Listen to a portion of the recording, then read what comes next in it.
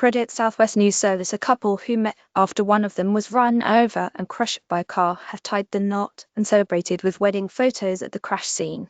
The story begins 5 years ago when Kirsty Southern rushed to help after spotting Ryan McLeod trapped underneath the vehicle. She had just left her swimming class when she saw a car's wheel flatten a man's leg and the helpless victim banging wildly on the driver's side door trying to get the motorist to move. Rushing over without a clue what to do, she ended up comforting him for some 40 minutes, while emergency services arrived through the gridlocked traffic. Southern left early from her swimming event and said that from where the swimming pool was, I glanced up and saw this man go under a car.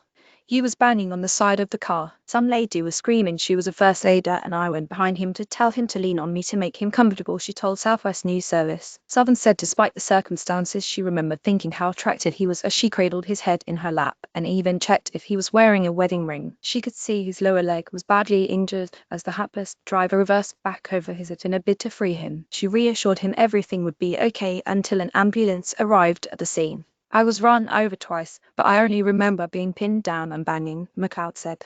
I didn't see Kirsty's face as she was sat behind me propping me up. The accident ripped McLeod's ankle open and reduced the range of movement in his foot by around 5.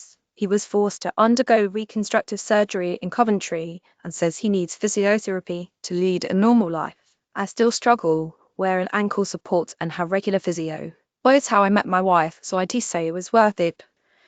Southern and McLeod on the crosswalk, where they met in strange circumstances. Credit Southwest News Service. It was during his hospital stay that McLeod appealed via Facebook for witnesses to get in contact with him. His own Good Samaritan saw the plea, didn't hesitate to get in touch, and the pair reconnected several weeks later. Unlikely love stories. She was going to take her own life, then married the train driver who spotted her on tracks. I had a little Facebook look as I knew his name afterwards. I didn't message him, just a look, said Southern. They began chatting on social media and began dating soon after that.